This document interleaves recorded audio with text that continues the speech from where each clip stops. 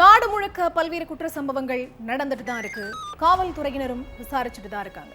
அது மாதிரியான குற்றங்களின் தொகுப்பு தான் நிகழ்தகவு.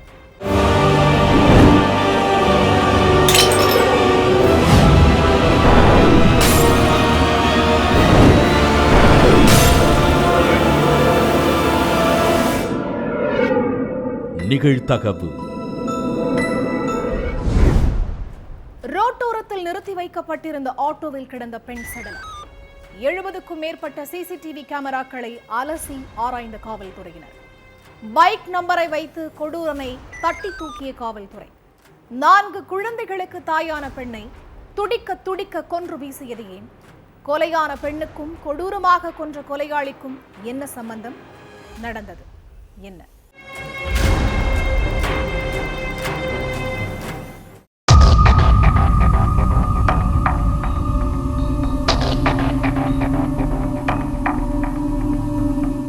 ரோட்டோரத்தில் உள்ள ஆட்டோவில் பெண் சடலம் ஒன்று கிடக்கிறதா போலீஸுக்கு தகவல் வந்திருக்கு.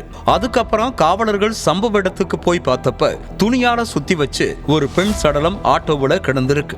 அந்த பொண்ணை யாரோ கொடூரமா கொன்னு சடலத்தை துணியால சுத்தி ஆட்டோவில் வீசி இருந்திருக்காங்க. முகம் அடையாளமே தெரியாத அளவுக்கு சிதஞ்சு போய் இருந்ததால அந்த பெண் யாருங்கிறத கண்டுபிடிக்க முடியாம போலீஸ் திணறிட்டு இருந்தாங்க. அந்த பெண் உடல்ல யார் பேரையாவது பச்சை குத்தி இருக்காங்களான்னு பார்த்தா அதுவும் இல்ல. அந்த இடத்துல பதிவான செல்போன் சிக்னல்களை வச்சு விசாரிச்சப்பவும் போலீஸுக்கு எந்த க்ளூவும் கிடைக்கல.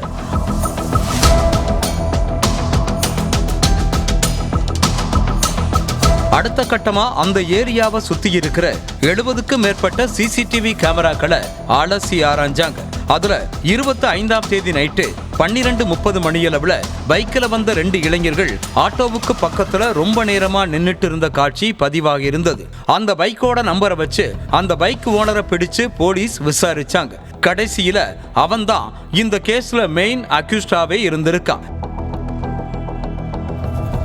கர்நாடக மாநிலம் பெங்களூருல உள்ள திலக் நகரை சேர்ந்தவங்க சல்மா. இவங்களோட கணவர் உடல்நலக் குறைவால கடந்த சில வருஷங்களுக்கு முன்னாடி உயிரிழந்துட்டார். சல்மாவுக்கு 4 குழந்தைகள். கணவர் உயிரிழந்ததுக்கு அப்புறம் சல்மா தான் தனி ஆளா இருந்து பிள்ளைங்களை கவனிச்சுட்டு இருந்தாங்க. இதுக்கடையில ஒரு நாள் சுப்பிரமணிங்கிறவரு சல்மாவோட வீட்டுக்கு எலக்ட்ரிக்கல் வேலைக்காக போனப்ப சல்மாவுக்கும் சுப்பிரமணிக்கும் இடையே பழக்கம் ஏற்பட்டிருக்கு. 2 பேரும் ஒருத்தருக்கு செல்போன் நம்பரை பரிமாறிக்கிறாங்க. அப்பப்ப சாட்டிங் டேட்டிங்னு ஆரம்பிச்ச இவங்க நட்பு ஒரு கட்டத்துல எல்லை மீறி போயிருக்கு. இந்த விஷயம் சுப்பிரமணியோட மனைவிக்கு தெரிஞ்சு குடும்பத்துல பிரச்சனை வெடிச்சிருக்கு. அதனால சுப்பிரமணி கொஞ்ச நாள் சல்மாவோட பேசாம இருந்திருக்கார். சல்மாவாலையும் சுப்பிரமணிய கான்டாக்ட் பண்ண முடியல. இனிமே சல்மா கிட்ட பேச மாட்டேன், பழக மாட்டேன்னு சுப்பிரமணி அவரோட மனைவி கிட்ட சத்தியம் பண்ணி சொல்லி சமாதானப்படுத்தினதுக்கு அப்புறம் தான் பிரச்சனை குறைஞ்சிருக்கு.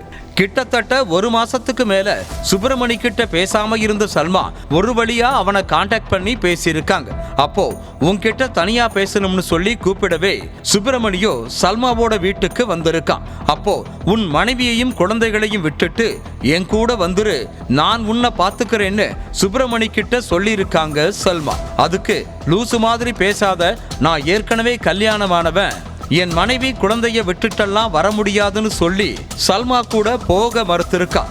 தன்னால முடிஞ்ச அளவுக்கு சல்மாவை சமாதானப்படுத்த பார்த்திருக்கான் சுப்பிரமணி.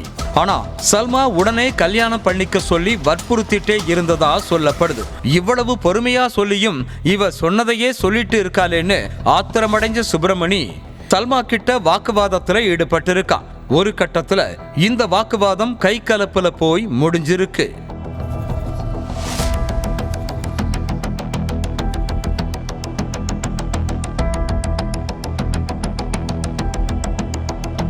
அப்போ வீட்டுல இருந்த கட்டை எடுத்து சல்மாவோட தலையிலையும் முகத்திலையும் ஓங்கி ஓங்கி அடிச்சிருக்கான். அதுல நிலை குலைஞ்ச சல்மா ரத்த வெள்ளத்துல சரிஞ்சு விழுந்து ஸ்பாட்டிலேயே உயிரிழந்துட்டாங்க. அதிகப்படியான ரத்தம் வெளியேறி சல்மா பேச்சு மூச்சு இல்லாம இருந்ததை பார்த்து பயந்து போன சுப்பிரமணி கோபத்துல கொலை பண்ணிட்டமேன்னு நடுங்கி இருக்கான். அடுத்து என்ன பண்றது ஏது பண்றதுன்னு தெரியாம முழிச்சிட்டு இருந்த சுப்பிரமணி தன்னோட ஃப்ரெண்ட் செந்திலுக்கு போன் பண்ணி நடந்த விஷயம் எல்லாத்தையும் சொல்லி இருக்கான். கொஞ்ச நேரத்துல சம்பவ இடத்துக்கு சுப்பிரமணியோட ஃப்ரெண்ட் செந்தில் வந்ததும் 2 பேரும் சேர்ந்து சல்மாவோட சடலத்தை போர்வையால சுத்தி இருக்காங்க. அதுக்கு பிறகு சல்மா வீட்டில் இருந்து 1.5 கிலோமீட்டர் தூரத்துல ரொம்ப நாளா கேட்பாரட்டு நின்னுட்டு இருந்த ஆட்டோவுல சடலத்தை வீசிட்டு தப்பிச்சு போயிருக்காங்க சுப்பிரமணியும் செந்திலும். சம்பவம் நடந்தது மதிய நேரம். பாடியை டிஸ்போஸ் பண்ணது இரவு 12:30 மணி. ஆட்டோக்குள்ள ஏதோ ஒரு பொருளை சுத்தி வச்சிருக்காங்களேன்னு அங்க இருந்த 2-3 பேரு என்ன ஏதுன்னு கிட்ட போய் பார்த்தப்பதான் சல்மா ஆட்டோவுல சடலமா கிடந்த விஷயம் தெரிய வந்துச்சு. சிசிடிவி காட்சியை வச்சு சுப்பிரமணிய பிடிச்சு விசாரிச்சதுலதான் மொத்த உண்மையும் வெளிச்சத்துக்கு வந்துச்சு. சுப்பிரமணி மேல கொலை வழக்கு பதிவு பண்ண போலீஸ் கொலைக்கு உடந்தையா இருந்த செந்தில் 2 பேரையும் அரெஸ்ட் பண்ணி தொடர்ந்து விசாரணை பண்ணிட்டு இருக்காங்க. நடுவீட்டில் ரத்த வெள்ளத்தில் உயிரிழந்து கிடந்த மூதாட்டி. ஒற்றை காலணியை வைத்து துப்பு துலக்கிய காவல்துறையினர். பெற்ற தாயை 17 வயது மகனுடன் சேர்ந்து கழுத்தறுத்து துடிக்க துடிக்க கொன்ற கொடூரன். சொத்து வரி பிடித்த கொடூரனை போலீசார் தட்டி தூக்கியது எப்படி? பின்னணி என்ன?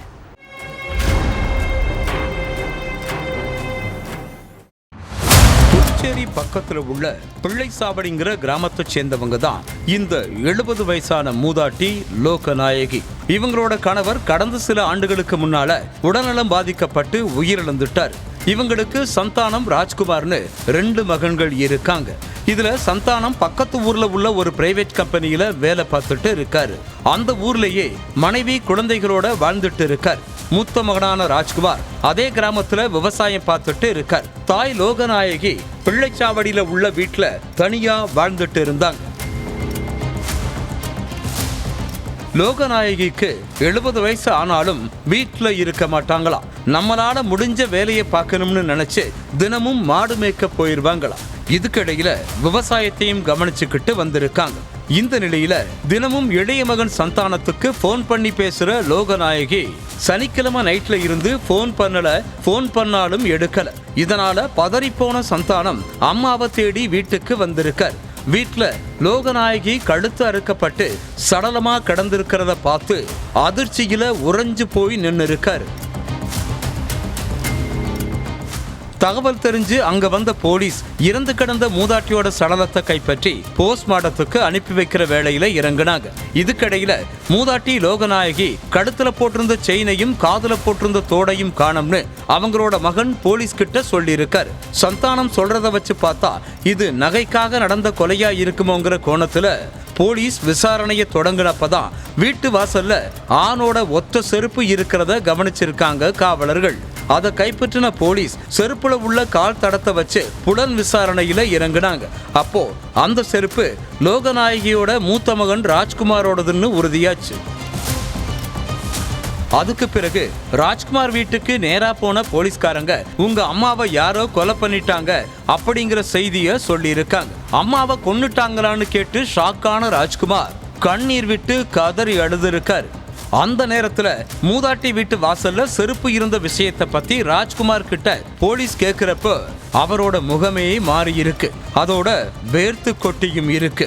அதை கவனிச்ச காவலர்களும் ராஜ்குமார் கிட்ட விடாம துருவி விசாரணை பண்ணிருக்காங்க.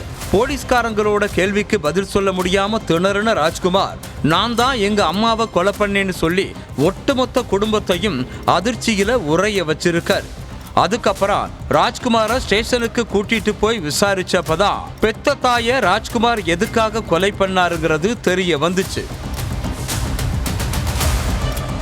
கணவர் உயிரிழந்ததுக்கு அப்புறம் சொத்துக்களை 2 மகன்களுக்கும் பிரிச்சு கொடுத்துட்டாங்க லோகநாயகி.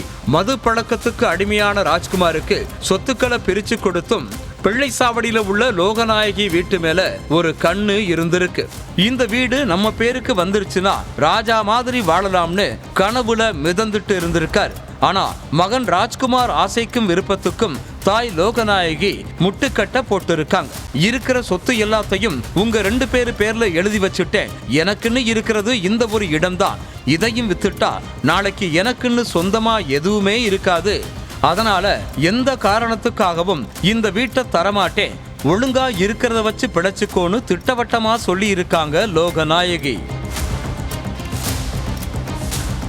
இது ராஜ்குமாருக்கு கடும் கோபத்தை உண்டாக்கி இருக்கு. ஆனா லோகநாயகியை மீறி ராஜ்குமாரால எதுவுமே பண்ண முடியல. ஏன்னா அந்த இடம் தாய் லோகநாயகி பெயர்ல தான் இருக்கு. அதனால கடந்த சில மாதங்களாகவே அந்த வீட்டை தர சொல்லி ராஜ்குமார் பிரச்சனை பண்ணிட்டே இருந்திருக்கார். இப்படியே தினமும் தாய்க்கும் மகனுக்கும் இடையில பிரச்சனையா போயிட்டு இருந்திருக்கு. சம்பவத்தன்னைக்கு மது போதையில தாய் லோகநாயகியோட வீட்டுக்கு தன்னோட 17 வயசு மகனோட போன ராஜ்குமார் வீட்டை தன்னோட பேர்ல எழுதி வைன்னு சண்டை போட்டு இருக்கார். அதுக்கு லோகநாயகி மறுப்பு தெரிவிக்க 2 பேத்துக்கும் இடையில பயங்கர வாக்குவாதம் நடந்திருக்கு.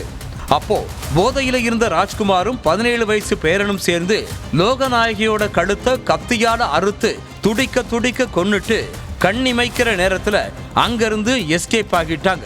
ராஜ்குமார் கிட்ட நடத்தின விசாரணையில மொத்த உண்மையும் வெளிச்சத்துக்கு வரவே மகனோட சேர்ந்து தாயை கொலை செஞ்ச ராஜ்குமார் மேல மர்டர் கேஸ் ஃபைல் பண்ண போலீஸ் 2 பேரையும் அரெஸ்ட் பண்ணி சிறையில தள்ளிட்டாங்க. லிவ்-இன் பார்ட்னருடன் வாழ்ந்து வந்த இளைஞர் கொலை. தான் படித்த தடயவியல் துறை நுணுக்கங்களை வைத்தே கொலைக்கான தடயங்களை அழிக்க மாஸ்டர் பிளான் போட்ட காதலி. சிலிண்டர் விநியோகஸ்தராக பணியாற்றிய முன்னாள் காதலனுடன் பலே திட்டம். சடலம் மீது நெய், எண்ணெய், மதுவை ஊற்றி எரித்து தடயங்களை அழிக்க முயற்சி.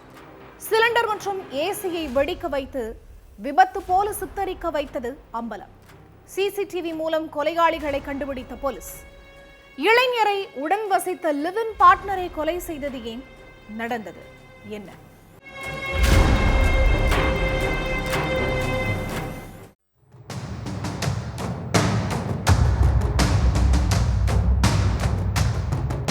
அக்கம் பக்கத்தில் உள்ளவங்க கூட எப்பவும் மகிழ்ச்சியா பேசுற ராம்கேஷ் மீனாங்கிற நபரோட வீடு ரொம்ப நாளா பூட்டி கிடந்திருக்கு.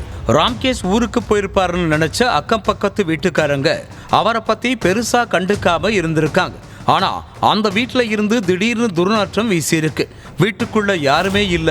அப்புறம் எப்படி இந்த வீட்டுல இருந்து துர்நாற்றம் வீசுதுன்னு நினைச்ச பொதுமக்கள் போலீஸுக்கு போன் பண்ணி தகவலை சொன்னாங்க. உடனே ஸ்பாட்டுக்கு வந்த போலீஸ் கதவை உடைச்சிட்டு உள்ள போய் பார்த்திருக்காங்க. அங்க ராம்கேஷ் பாதி எரிஞ்ச நிலையில உடல் அழுகி போய் சடலமா கிடந்திருக்கார். இதை பார்த்து அதிர்ச்சி அடைந்த பொதுமக்கள் ஒரு நிமிஷம் திகச்சு போய் நின்று இருக்காங்க. அடுத்து அந்த சடலத்தை மீட்டு போஸ்ட்மார்ட்டத்துக்கு அனுப்பி வச்ச போலீஸ் விசாரணையில இறங்கினாங்க. உயிரிழந்த ராம்கேஷ் மீனா கடைசியா உங்ககிட்ட பேசினது எப்போ? அவரை எப்ப நீங்க லாஸ்டா பாத்தீங்க? ராம்கேஷ் மீனா கூட வேற யாரும் தங்கி இருந்தாங்களான்னு கேட்டு இருக்காங்க. அதுக்கு ராம்கேஷ் மீனா கூட ஒரு பொண்ணு தங்கிட்டு இருந்தாங்க. 2 பேரையும் பார்த்து ரொம்ப நாள் ஆச்சு. வீடு பூட்டி கிடந்ததால அவங்க சொந்த ஊருக்கு போயிருப்பாங்கன்னு நினைச்சோம். ஆனா இப்படி நடந்திருக்கும்னு நினைச்சு கூட பார்க்கலன்னு சொல்லியிருக்காங்க பக்கத்து வீட்டுக்காரங்க. அடுத்து ராம்கேஷ் கொலை செய்யப்பட்டாரா அல்லது வேற எதுவும் காரணமானு தெரிஞ்சுக்க போலீஸ் அங்குள்ள சிசிடிவி காட்சிகளை எடுத்து ஆய்வு பண்ணியிருக்காங்க. அப்போ இளைஞர் ராம்கேஷ் மீனாவோட வீட்டுக்கு அவர் கூட வசிச்சுட்டு இருந்த அமிர்தாவும் 2 இளைஞர்களும் முகமூடி அணிஞ்சிட்டு போன காட்சிகள் பதிவாகி இருந்துச்சு. உடனே அமிர்தாவோட செல்போன் நம்பரை ட்ரேஸ் பண்ண ஆரம்பிச்சாங்க போலீஸ். அப்போ சிக்னல் அதே ஏரியாவில் காட்டியிருக்கு.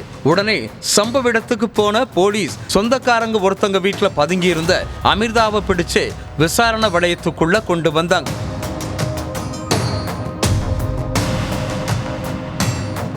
டெல்லி காந்தி விகார் பகுதியைச் சேர்ந்த ராம்கேஷ் மீனா UPSC எக்ஸாமுக்கு படிச்சுட்டு இருந்திருக்கார். இவரும் உத்தரப்பிரதேசத்தை சேர்ந்த அமிர்தாங்கிற பொண்ணும் காதலிச்சுட்டு இருந்திருக்காங்க. அமிர்தா BSc தடயவியல் துறையில பட்டப்படிப்பு படிச்சிருக்காங்க. இவங்க காதலுக்கு 2 பேர் வீட்டில இருந்து எதிர்ப்பு கிளம்பினதா கூறப்படுது. இதனால 2 பேரும் காந்தி விகார் பகுதியில் உள்ள ஒரு வீட்டில் லிவ்-இன்ல வாழ்ந்துட்டு இருந்திருக்காங்க. ஆரம்பத்துல இவங்களோட வாழ்க்கை நல்லபடியா தான் போயிட்டு இருந்திருக்கு. 2 பேரும் ஜாலியா பீச், பார்க், ஹோட்டல்னு ஊர் சுத்திட்டு வாழ்க்கையை என்ஜாய் பண்ணியிருக்காங்க. இதுக்கடையில 2 பேரும் தனிமையில இருந்ததை வீடியோ எடுத்து வச்சிருந்திருக்காரு ராம்கேஷ். கொஞ்ச நாளைக்கு முன்னாடி அமிர்தா ராம்கேஷோட செல்போனை எடுத்து யூஸ் பண்ணிட்டு இருந்தாங்க. அப்போ செல்போன்ல ஆபாச வீடியோ இருந்ததை பார்த்து அதிர்ச்சி அடைந்த அமிர்தா எதுக்கு இதையெல்லாம் வீடியோ எடுத்து வச்சிருக்க, ஒழுங்கா இதை டெலீட் பண்ணுன்னு சண்டை போட்டு இருக்காங்க.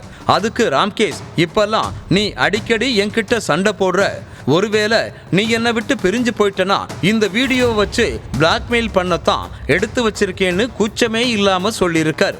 ராம்கேஷோட பேச்சை கேட்டு அதிர்ச்சியான அமிர்தா அவர் கூட பயங்கரமா சண்டை போட்டு இருக்காங்க.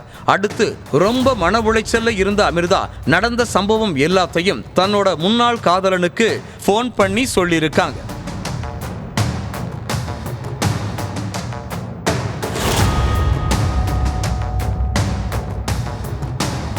அமிர்தாவோட முன்னாள் காதலன் சிலிண்டர் விநியோகஸ்தரா வேலை செஞ்சுட்டு இருக்கார். அமிர்தாவோட புலம்பல கேட்டு அவங்களுக்கு ஆறுதல் சொன்ன முன்னாள் காதலன் ராம்கேஷை கொலை பண்ணிட்டா நமக்கு எந்த ஒரு பிரச்சனையும் கிடையாதுன்னு சொல்லியிருக்காரு. அந்த பிளானுக்கு அமிர்தாவும் ஓகே சொல்லியிருக்காங்க. அமிர்தா பிஎஸ்சி தடயவியல் துறை படிச்சிருந்ததால அந்த படிப்பை வச்சு ராம்கேஷை கொலை பண்ணி தடயத்தை ஒன்று விடாம அழிக்கிறதுக்கும் பக்காவா பிளான் போட்டு கொடுத்திருக்காங்க. சம்பவத்தன்னைக்கு அமிர்தா உள்ளிட்ட 3 பேரும் முகமூடியை அணிஞ்சிட்டு ராம்கேஷோட வீட்டுக்கு போயிருக்காங்க. வீட்டுக்குள்ள போன அடுத்த நொடியே அந்த 3 பேரும் ராம்கேஷை சரமாரியா தாக்கியிருக்காங்க. அடுத்து அவரோட கழுத்தை நெரிச்சு கொன்னுட்டு சடலத்து மேல எண்ணெய் நெய் மதுபானத்தை ஊத்தி கொளுத்தி இருக்காங்க. அடுத்து அமிர்தாவோட முன்னாள் காதலனான அந்த சிலிண்டர் விநியோகஸ்தரு வீட்டில் இருந்த சிலிண்டர் வால்வை கட் பண்ணியும் ஏசியில வெடிப்பை ஏற்படுத்தியும் ஆக்சிடென்ட் போல சித்தரிக்க முயற்சி பண்ணியிருக்கார். ஆனா சிசிடிவி காட்சி மூலமா எல்லா உண்மையையும் தெரிஞ்சுக்கிட்ட போலீஸ் அமிர்தாவையும் கொலைக்கு உதவியாக இருந்த மற்ற 2 இளைஞர்களையும் அரெஸ்ட் பண்ணிட்டாங்க. வீட்டு முன்பு நின்று பேசிக் கொண்டிருந்த 2 இளைஞர்கள் பயங்கர ஆயுதங்களுடன் இளைஞர்களை சுற்றி வளைத்த கும்பல் இருவரையும் சரமாரியாக வெட்டிவிட்டு தப்பி ஓட்டம். சிகிச்சை பலனளிக்காமல் இளைஞர்களில் ஒருவர் பரிதாபமாக உயிரிழப்பு. இளைஞரை ஒரு கும்பல் கத்தியால் வெட்டி கொலை செய்தது ஏன்? 2 தரப்புக்கு இடையே அப்படி என்ன பிரச்சனை?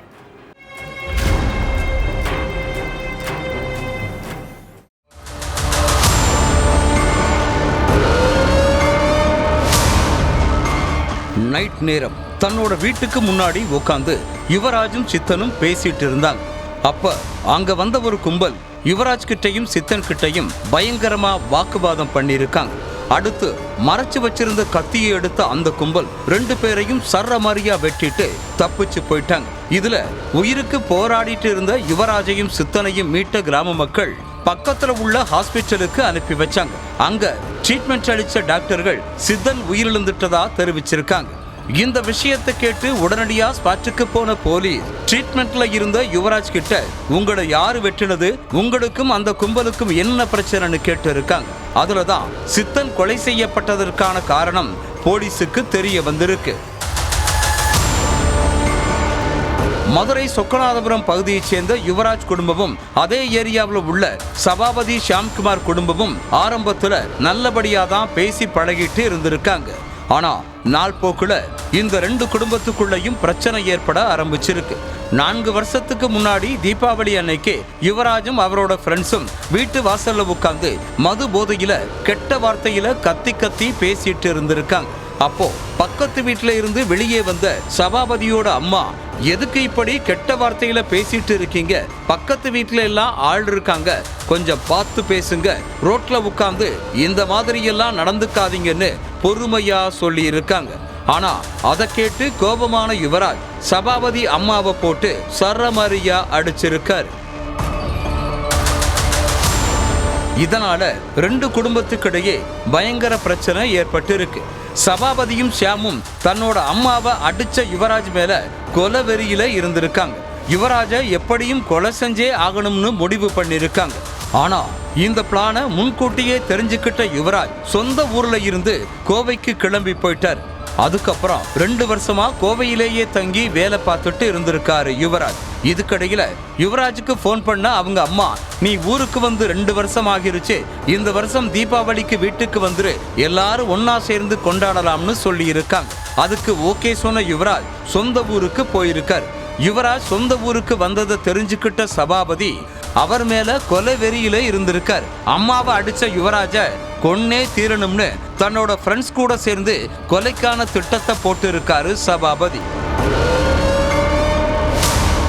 சம்பவத்தன்னைக்கு யுவராஜும் சித்தனும் ரோட்ல நின்று பேசிட்டு இருந்திருக்காங்க. அப்போ அங்க வந்த சபாபதி, ஷியாம், சஞ்சய்னு 7 பேர் கொண்ட கும்பல், யாரை கேட்டு நீ ஊருக்கு வந்த, நீ மதுரைக்குள்ள வந்த தகவல் எங்களுக்கு எப்பவோ தெரியும், எங்க அம்மாவை அடிச்ச நீ உயிரோடவே இருக்க கூடாதுன்னு யுவராஜ வெட்டி இருக்காங்க.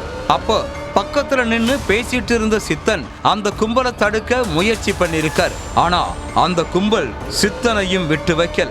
சித்தனையும் சர்ற மாதிரியா வெட்டிட்டு தப்பிச்சு போயிட்டாங்க அந்த கும்பல்.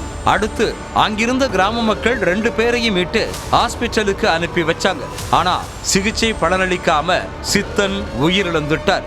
இந்த விஷயத்தை கேள்விப்பட்டு ஸ்பாட்டுக்கு வந்த போலீஸ் கொலையாளிகளோட செல்போன் நம்பரை ட்ரேஸ் பண்ணி சபாபதி, ஷியாம்னு கொலை சம்பவத்தில் ஈடுபட்டவங்களை அரெஸ்ட் பண்ணிட்டாங்க. ஹோட்டலில் உணவருந்தி கொண்டிருந்த இளைஞர் காங்கிரஸ் அமைப்பின் தொண்டர் திடீரென இளைஞருக்கு வந்த போன் கால். பைக்கில் கடற்கரை சாலைக்கு சென்ற இளைஞருக்கு காத்திருந்த அதிர்ச்சி. இளைஞரை சுற்றி வளைத்து கழுத்தை அறுத்த இந்திய தேசிய லீக் கட்சியினர். இளைஞர் காங்கிரஸ் அமைப்பினருக்கும் இந்திய தேசிய லீக் கட்சியினருக்கும் இடையே என்ன பிரச்சனை? இளைஞர் மீது கொலைவெறி தாக்குதல் நடத்தப்பட்டது ஏன்?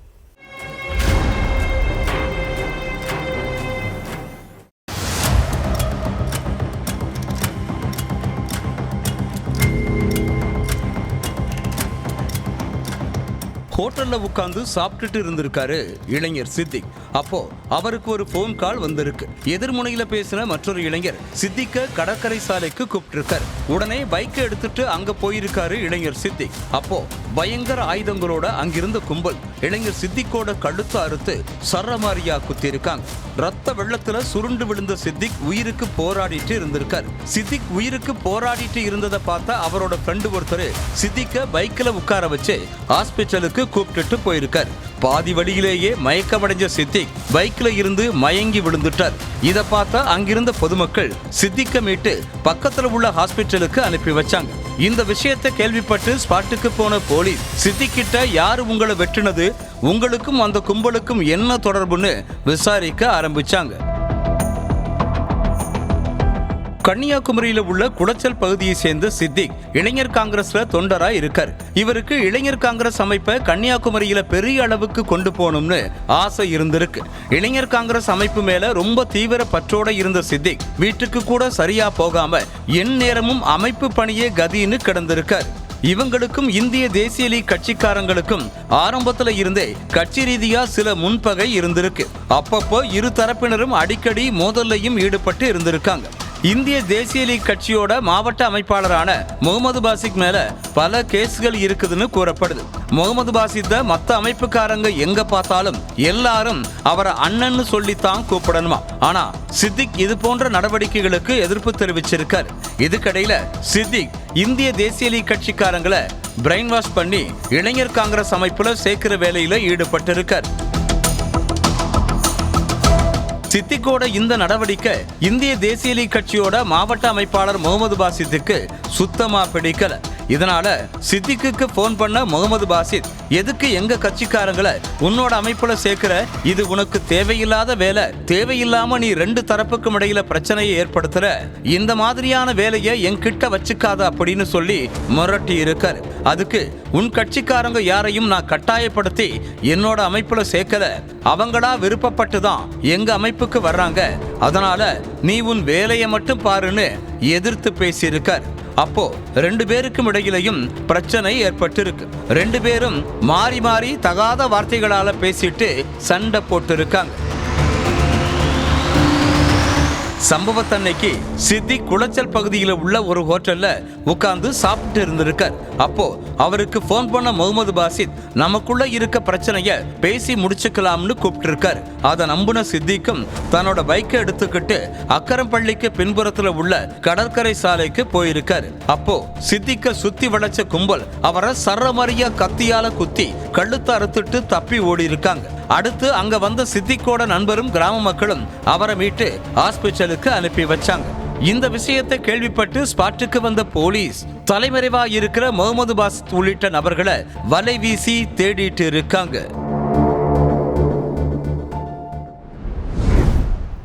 ஒவ்வொரு குற்றங்களின் முடிவும் சட்டத்தின் கையில். விசாரணை தொடரும்.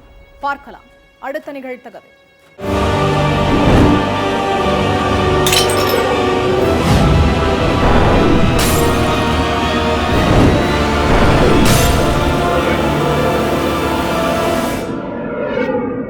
நிகழ்தகவு.